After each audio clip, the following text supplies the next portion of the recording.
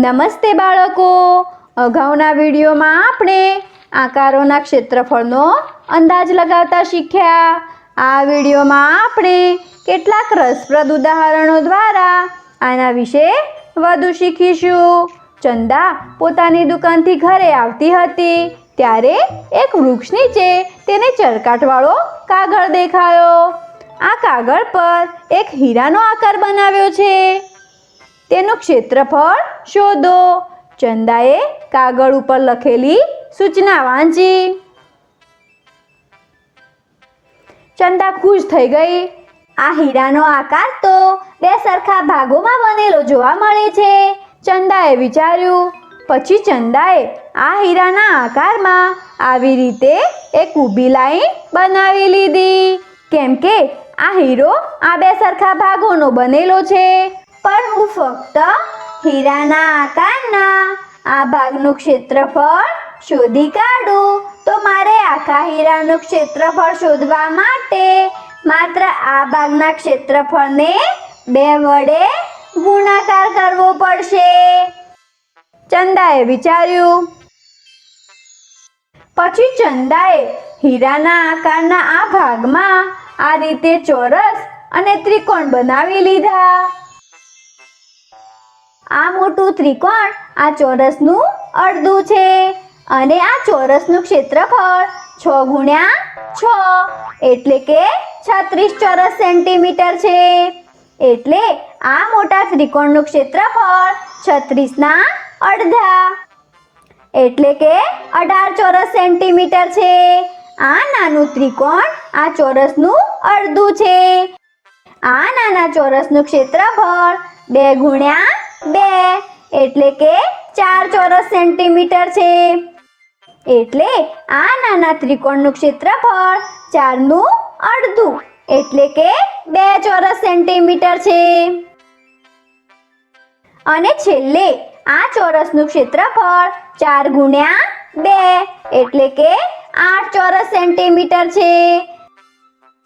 આ બધા આકારોના ક્ષેત્રફળનો સરવાળો કરીને મને હીરાના આ ભાગનું ક્ષેત્રફળ મળી જશે।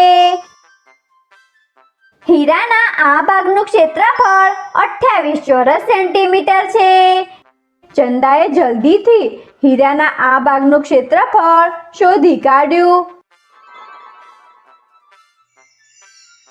કેમ કે આ હીરો આ બે સરખા ભાગોનો બનેલો છે। તેણે હીરાના આ ભાગનું ક્ષેત્રફળ 28ને 2 વડે ગુણાકાર કર્યો। એમ આ હીરાનું ક્ષેત્રફળ 28 ગુણ્યા 2 એટલે કે 56 ચોરસ સેન્ટીમીટર છે। ચંદાએ જલ્દીથી આ કાગળ પર હીરાનું ક્ષેત્રફળ 56 ચોરસ સેન્ટીમીટર લખી દીધું। જેવું ચંદાએ હીરાનું ક્ષેત્રફળ આ કાગળ ઉપર લખ્યું ત્યારે તેની સામે એક 56 ચોરસ સેન્ટીમીટર ક્ષેત્રફળવાળો હીરો પ્રગટ થઈ ગયો। ચંદાને પોતાની આંખો પર વિશ્વાસ થતો નથી। હવે કાગળ પર આ નવો કોયડો જોવા મળ્યો। અહીં એક જુદા જ પ્રકારના હીરાનો આકાર બનેલો છે। આ હીરાનું ક્ષેત્રફળ શોધો અને એક જુદો જ ખજાનો મેળવો। ચંદાએ કાગળ પર લખેલા સંદેશાને વાંચ્યો। ચંદા આ કોયડાનો જવાબ શોધવા લાગી। બાળકો, શું તમે પણ ચંદાએ અપનાવેલી સમજૂતીનો ઉપયોગ કરીને આ કોયડાનો જવાબ શોધી શકો છો? તમે ઈચ્છો તો વિડીયો રોકીને આનો જવાબ શોધી શકો છો। આપણે આ હીરાના આકારને આ રીતે સરખા ભાગમાં વહેંચી શકીએ છીએ અને પછી હીરાના ભાગને આ ત્રિકોણ અને લંબચોરસમાં વહેંચી શકીએ છીએ। હવે બસ આપણે આ ત્રિકોણ અને લંબચોરસનું ક્ષેત્રફળ શોધવાનું છે। હવે આપણે આ બધા જ આકારોના ક્ષેત્રફળનો સરવાળો કરીને હીરાના આ ભાગનું ક્ષેત્રફળ 90 ચોરસ સેન્ટીમીટર શોધી શકીએ છીએ।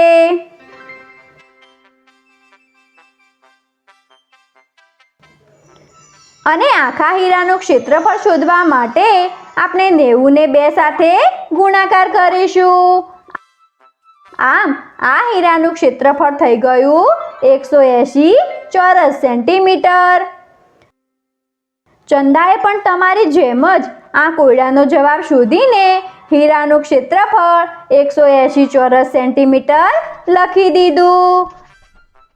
આ વખતે ચંદાએ જેવો જવાબ આ કાગળ ઉપર લખ્યો તો કાગળ ગાયબ થઈ ગયો અને આકાશમાંથી ફળ પડવા લાગ્યા.